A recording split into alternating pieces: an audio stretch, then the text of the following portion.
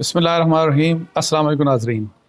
आज राना शमीम साहब के एफिडेविट के केस का आज हमारी दोबारा हेयरिंग थी। आज चार्ज फ्रेम होना था और आज की हेयरिंग काफ़ी इम्पॉर्टेंट थी बिकॉज़ इसका कुछ एक बैकग्राउंड भी है और फिर जिस तरीके से दुनिया भर से ना सिर्फ पाकिस्तान के अंदर से बल्कि पाकिस्तान से बाहर से भी जर्नलिस्ट एसोसिएशन ने ये अपने कंसर्न का इजहार किया था और उन्होंने रिक्वेस्ट की थी, अपील की थी इस्लामाबाद हाई कोर्ट के चीफ जस्टिस साहब से कि ये जो मसला है, जो कंटेम्प्ट प्रोसीडिंग चल रही है, इन कंटेम्प्ट प्रोसीडिंग के मतलब उन्होंने कहा था कि जो सहाफ़ी हैं, जो हम जर्नलिस्ट हैं, जिसमें मैं शामिल हूँ, मैंने चूँकि रिपोर्ट किया, फिर मीर शकीरुर रहमान साहब जो हमारे ऑनर हैं और चीफ़ एग्जेक्टिव भी हैं, चीफ़ एग्जेक्टिव के साथ साथ एडिटर इन चीफ भी हैं जंग ग्रुप के, और साथ में आमिर गौरी जो पिंडी हमारे न्यूज़ के रेजिडेंट एडिटर हैं, कि इन तीनों के मतलब यानी कि चार्ज फ्रेम ना किया जाए। ये पूरी डिमांड थी पाकिस्तान के अंदर भी जर्नलिस्ट एसोसिएशन की, बाहर से भी, और इसके अलावा पाकिस्तान बार कौंसिल ने भी यही कहा, human rights commission of Pakistan ने भी यही कहा, पिल्डेट और बहुत सी मुख्तलिफ ऑर्गेनाइजेशन ने। तो वो तो हर एक बैकग्राउंड के मैं एक वैसे बता रहा था जो आज फिर उसमें एक हियरिंग हुई और कुछ इस किस्म की जो चीज़ें छपी उनका रेफरेंस भी, उनकी भी उसके बारे में भी कुछ थोड़ी सी डिस्कशन हुई। लेकिन एनी आओ, आज जो सबसे अहम बात ये थी कि कुछ लोगों की तो खैर ज़ाहिर ख्वाहिश थी कि ये लोग जाएंगे और इनको आज सज़ा हो जाएगी, जेल भी हो जाएगी और पता नहीं क्या कुछ ख्वाहिशें भी हैं बहुत से लोगों की। लेकिन अल्लाह का करम ये हुआ कि अल्हम्दुलिल्लाह मैं being अंसार अब्बासी और वन ऑफ द अक्यूज्ड कंटेमनर, मैं बड़ा सेटिस्फाइड हूँ जो आज की प्रोसीडिंग थी दोबारा, और उसमें ओवरऑल मैं पूरे माहौल से सेटिस्फाइड था। और उसमें सबसे अहम बात जो आज की हियरिंग की थी वो ये थी कि तकरीबन तमाम लोग जिन्होंने बात की वहाँ पे, उन्होंने हमारे हक में बात की और उन्होंने ये कहा कि इनको कंटेम्प्ट प्रोसीडिंग से अलग कर दिया जाए, और उन्होंने ये भी कहा कि जी इनको डिस्चार्ज कर दिया जाए, इनके ख़िलाफ़ इनको मतलब है इनको आप बिल्कुल साइड के ऊपर हटा दें। वो मैं वन बाय वन आपसे बताऊँगा भी कि किस तरह किसने क्या कहा। मतलब है कि जो राना शमीम साहब के इवन जो वकील हैं, जो लतीफ़ आफरीदी साहब, उन्होंने क्या कहा, इसी तरीके से जो माइकस हैं फैसल सिद्दीकी साहब ने क्या कहा, रीमा उमर साहिबा ने क्या बोला, नासिर जैदी साहब ने क्या बोला, फिर even attorney general of Pakistan Khalid Javed साहब ने क्या कहा, ये सब मैं आपको बताऊंगा कि जी क्या क्या उन्होंने कहा। लेकिन सबसे पहले मैं बता दूं कि जब प्रोसीडिंग स्टार्ट हुई तो उन्होंने मुझे बुलाया, चूँकि मेरी जो उनका लास्ट 28 दिसंबर का जो प्रोसीडिंग थी उसका जो ऑर्डर था तो उसके ऊपर मैंने एक करेक्शन मांगी। तो उन्होंने फिर जज साहब ने मेरा नाम लेके तो मुझे बुलाया और मुझे कहने लगे कि वो कौन सा क्लैरिकल मिस्टेक थी, जो कि मैंने लिखा कि या तो क्लैरिकल मिस्टेक थी और या मेरी कम्युनिकेशन स्किल्स की मसला था कि मैंने ये बात नहीं कही कोर्ट के अंदर कि अगर झूठ भी होगा तो मैं छाप दूंगा, इस किस्म की जो बात थी। तो जज साहब ने मुझे कहा तो मैंने अपनी पोजीशन एक्सप्लेन की उनको कि मैंने कहा कि अगर मुझे ये पता हो कि कोई एक एफिडेविट या कोई चीज़ जो है वो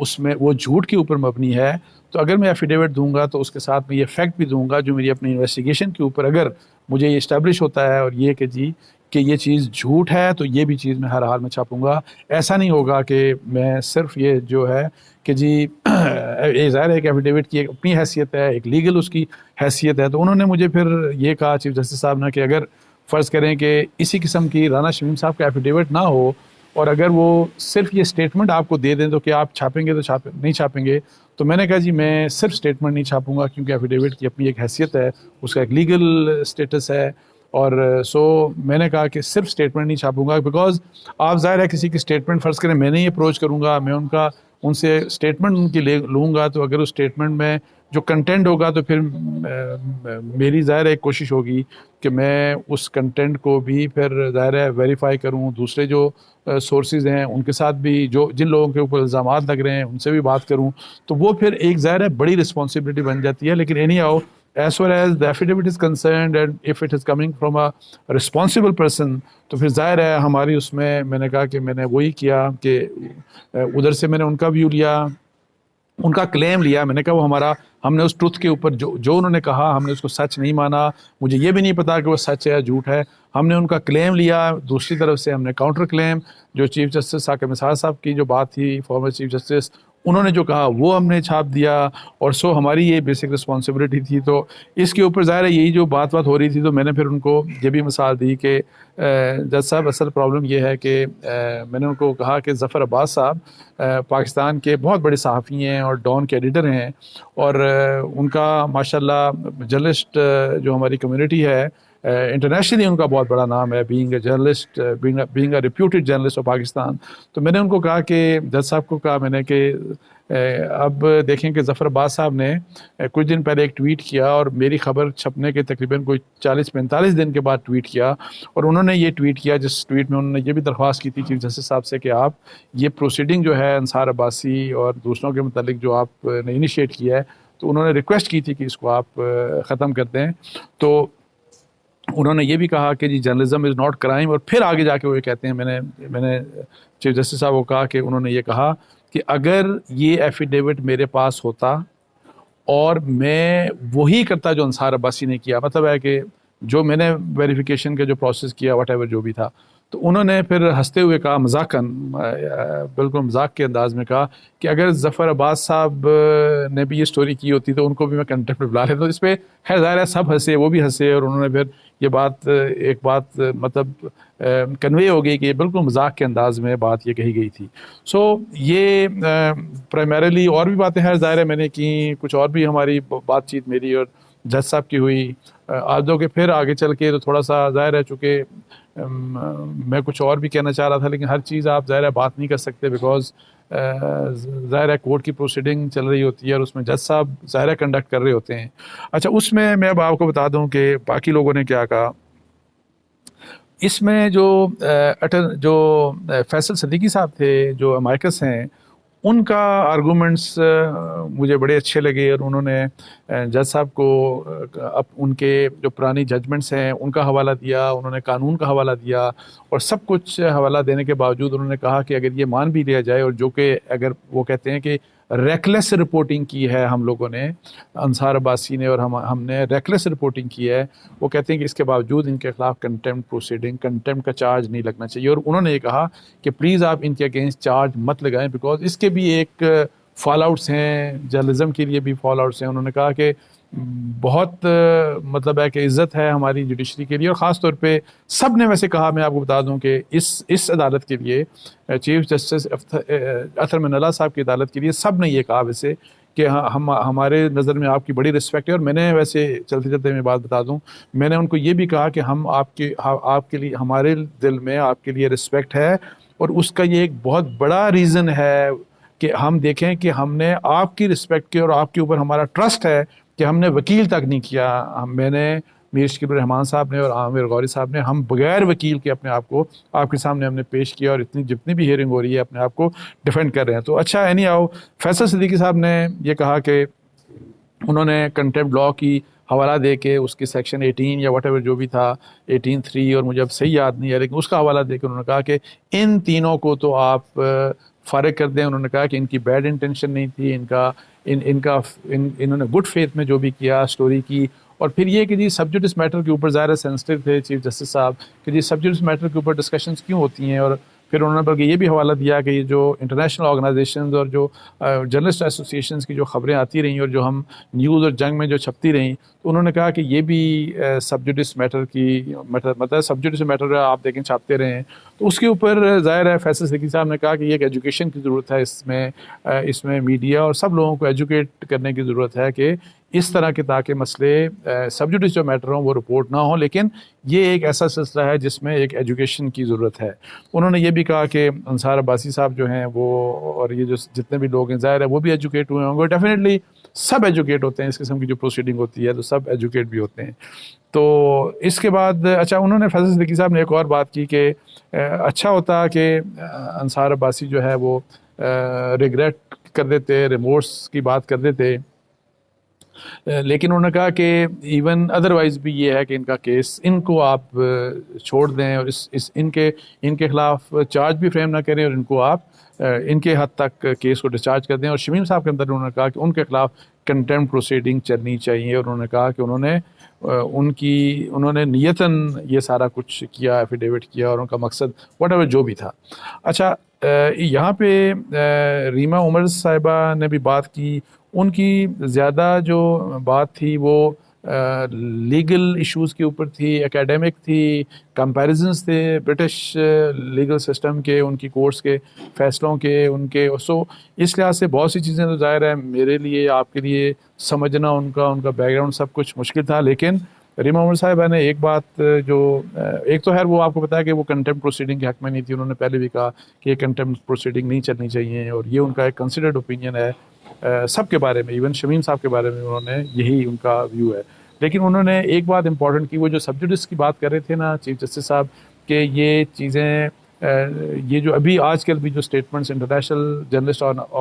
एसोसिएशन ऑर्गेनाइजेशंस और पाकिस्तान के अंदर ये जो छप रही हैं, फ़र्ज़ करें हमारे चैनल के ऊपर, हमारे न्यूज़ और जंग में, उसके बारे में रीमा उमर साहिबा ने कहा कि सब्जुडिस का मैटर अगर देखना है अदालत ने, और जो कि ज़ाहिर कहती हैं वो कि देखना चाहिए भी, तो वो अक्रॉस द बोर्ड सब के ऊपर देखना चाहिए। उन्होंने ये बात कही कि कुछ दूसरे अखबारात और चैनल जो हैं वो हमारे बारे में वो कहते हैं कि इन्होंने कॉन्स्पिरेसी की, और यानी वो भी सब्जुडिस की उस लिहाज से उस कैटेगरी में आते हैं कि जो वायलेट कर रहे हैं। लेकिन उन्होंने कहा कि फिर अक्रॉस द बोर्ड सबको देखा जाना चाहिए। अच्छा, रीमा उमर साहिबा ने एक और बात की जिसके ऊपर अभी वो बात करना चाह रही थी, जिसके ऊपर जज साहब नाराज़ हुए, और वो थी, उन्होंने मिसाल दी जो है वो शौकत सिद्दीकी साहब के केस की, कि जब शौकत सिद्दीकी साहब, अभी वो बात ही करने लगी कि शौकत सिद्दीकी साहब ने जिस वक्त तकरीर की थी और वो लाइव चली थी मतलब टेलीविज़न चैनल्स के ऊपर, तो बेसिकली तो वहाँ पे नाराज़ हुए कि आपने उनका क्यों रेफरेंस दिया है। तो इसका मतलब है कि आप वो जो कह रहे हैं कि जो शौकत सिद्दीकी साहब कह रहे थे, जस्टिस सिद्दीकी साहब, तो वो ठीक कह रहे थे क्या कि जी बेंचेस किसी के ऑर्डर पे बनते हैं, मतलब है हम सब कंप्रोमाइज़ हैं, हम सब के कंडक्ट के ऊपर क्या मतलब इंक्वायरी हम सब की होनी चाहिए, इस तरह की बात। तो हालांकि बाद में मेरी वैसे रीमा उमर साहिबा से बात हुई, और मुझे पहले ही पता था रीमा उमर साहिबा बेसिकली बात ये नहीं करना चाह रही थी, वो ये कहना चाह रही थी, उनका मकसद ये था रीमा साहिबा का कि उस वक़्त जब शौकत सिद्दीकी साहब ने बार को स्पीच किया, तो वो बार की स्पीच तमाम टेलीविज़न चैनल के ऊपर चली, आलमोस्ट लाइव चली, फिर अखबारात ने भी छापा, और उस वक़्त उस किसी को भी कंटेम्प्ट में नहीं बुलाया गया, ना पूछा गया कि क्या आपने रजिस्ट्रार से कांटेक्ट किया, क्या आपने व्यू लिया। हालांकि उनकी तकरीर में बड़े सीरियस किस्म के एलिगेशन थे। तो रीमा साहिबा का ये व्यू पॉइंट था जो एनी आओ उनको अपॉर्चुनिटी नहीं मिली कि वो एक्सप्लेन कर सकें, लेकिन होपफुली मुझे उम्मीद है कि आगे आके तो उनको ये ज़रूर अपॉर्चुनिटी मिलनी चाहिए, और मिलेगी भी, और ताकि वो चीज़ें एक्सप्लेन कर दें। लेकिन आई थॉट कि मेरी ज़िम्मेदारी है कि मैं आपसे ये शेयर कर दूं। अच्छा, लतीफ़ आफरीदी साहब जो कि वकील हैं राना शमीम साहब के, उन्होंने बहुत अच्छी बातें की। उन्होंने भी कंटेम्प्ट प्रोसीडिंग को ख़त्म करने की बात की, लेकिन उन्होंने एक बात कह दी, और जो कि बल्कि उनका जुमला उन्होंने हमारे हक़ में बड़ी बात की, उन्होंने मेरे हक़ में बड़ी बात की कि इनका एक कंट्रीब्यूशन है, इनको जानते हैं हम, इनकी क्रेडिबिलिटी है जुडिशल मूवमेंट में, और पहले मतलब जो कुछ हम करते रहे अल्हम्दुलिल्लाह उस लिहाज से, क्रेडिबिलिटी के लिहाज से बाकी लोगों ने भी, फैसल सिद्दीकी साहब ने भी मेरे हक़ में बात की, अटॉर्नी जनरल ने भी बात की, नासिर जैदी साहब तो ज़ाहिर है चूँकि हमारे PFUJ के हैं, उन्होंने सब ने लोगों ने बात की। तो लतीफ़ आफरीदी साहब ने ये कहा कि वो जब यही बात की जी इन लोगों का तो ताल्लुक़ ही इससे कुछ नहीं है, इन्होंने तो गुड फेथ में किया, तो ये जुमला कंप्लीट फिर चीफ जस्टिस साहब ने किया कि इसका मतलब है कि आप ये कहना चाह रहे हैं कि इनकी हद तक केस ख़त्म कर दिया जाए, यानी इनको डिस्चार्ज कर दिया जाए। सो वही बात की जी उन्होंने भी अल्हम्दुलिल्लाह ये बात की जो बहुत ज़बरदस्त बात थी। और फिर अटॉर्नी जनरल की मैं बात करता हूँ कि अटॉर्नी जनरल साहब ने, खालिद जावेद साहब ने, उनका थोड़ा सा डिफरेंट व्यू था, लेकिन हमारे बारे में फिर भी उनका यही व्यू था। तो उन्होंने ये कहा कि उन्होंने ये कहा कि जी जर्नलिस्ट जो हैं इसमें, ये तीनों जो जर्नलिस्ट हैं, इनका सेकेंडरी इशू है, प्राइम इशू शमीम साहब का है, जिनके मतलब प्रोसीडिंग आप आगे करें। और उन्होंने ये सजेशन दिया कि आप चार्ज फ्रेम कर दें राना शमीम साहब के अगेंस्ट, और जो बाकी 3 लोग हैं इनका मसला डेफर कर दें, इनको आप चार्ज ना करें, और ये आते रहें, मतलब है हियरिंग को देखते रहें, सुनते रहें। और फिर वही वाली बात की है कि एजुकेशन भी होती है, सब कुछ होता है। सो उनका ये कहने का मकसद था कि फोकस आप रखें राना शमीम साहब के ऊपर और बाकियों के ऊपर ना रखें। बाकी जो उन्होंने एक बात की जिसके ऊपर मुझे ऑब्जेक्शन था, लेकिन नहीं वहाँ पे बात मैंने नहीं की, और उस वक्त मुनासिब भी नहीं था। उन्होंने ये जो बयानिए की बात की, यही वाली बात की जी जो इस तरह का एफिडेविट आया, पहले भी कुछ होती नहीं चीज़ें, तो वो उन्होंने नाम नहीं लिया किसी का, मतलब नवाज शरीफ या PMLN या किसी का, लेकिन एक कि जी कोई बयानिया बनाने वाला है और उन्होंने हमें ये अलर्ज किया कि हमारे नाम लिए बगैर जंग ग्रुप का कि जी ये लोग उस बयानिए को उन्होंने ये आगे लेके चले हैं। हालांकि मैं सिर्फ इतना बताऊंगा कि ये बात बड़ी मेरा ख्याल है ये उनकी जो राय थी मेरी सर आंखों पे, लेकिन मैं आपको बता दूं कि ये बात कि हम किसी एक बयानिया, हमने वही वाली बात है कि फैक्ट्स को रिपोर्ट करना है। सबसे पहले इस किस्म के बयानिए के मतलब अगर बात हुई तो व्हाट्सएप की GIT वाली स्टोरी थी जो मैंने फाइल की थी, वो फैक्ट्स के ऊपर मबनी थी, उसका डॉक्यूमेंटेड प्रूफ था मेरे पास। तो उसको अगर अब ज़ाहिर है उस वक्त से चीज़ें चल रही हैं, तो अगर उसको कहें कि ये बयानिया किसी के कहने पे, मुझे तो नहीं किसी ने कहा था, मुझे तो सरकारी ज़राए से उस वक्त भी खबर मिली थी ये वाली कि व्हाट्सएप किस तरह व्हाट्सएप के ज़रिए GIT बनाई गई। तो इसलिए इस हद तक मैं ज़रूर उनसे मेरा मेरा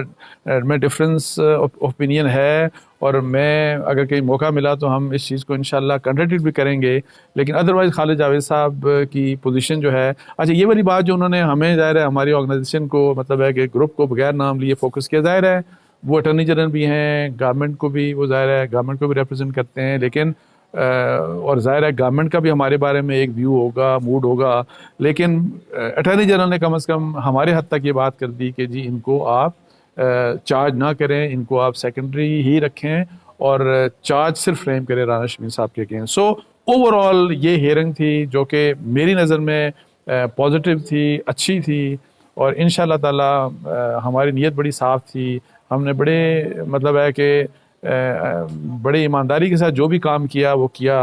तो आगे आप देखते हैं कि इंशाल्लाह ताला आगे हियरिंग में क्या होता है, लेकिन नेक्स्ट हियरिंग डेट जो है वो इंशाल्लाह ताला 20th ऑफ जनवरी है, और फिर इंशाल्लाह उस दिन हम दोबारा जाएंगे कोर्ट के सामने और जो भी होगा वो देखेंगे। लेकिन आखिर में एक बात मैं सिर्फ कर दूं कि चीफ जस्टिस अतर मिनल्ला साहब को मैंने वहाँ एक नहीं 2-3 दफ़ा कहा, और मैं आपको बताऊं कि ये बड़ा मुश्किल है हमारे लिए कि चूँकि एक फ्रीडम ऑफ स्पीच और जो है वो इंडिपेंडेंस ऑफ जुडिशरी का जो है, ये एक मैंने कहा कि एक अजीब डायलेमा हो गया कि एक कॉन्फ्लिक्ट हो गया है, और हम उन जज साहब के सामने कंटेम्प्ट प्रोसीडिंग के लिए खड़े हैं जिन जज साहब की अपनी रिप्यूट फ्रीडम ऑफ स्पीच को प्रोटेक्ट करने के लिए बड़ी ज़बरदस्त है, उन्होंने बड़े अच्छे फैसले किए। सो ये बड़ी अजीब सी मुश्किलात हैं, अल्लाह करे कि हम सब के लिए इसमें से कोई अच्छा रास्ता निकल आए। तो इसके साथ ही मुझे इजाज़त दीजिए जी। जज़ाकल्लाह, अस्सलाम वालेकुम रहमतुल्लाह।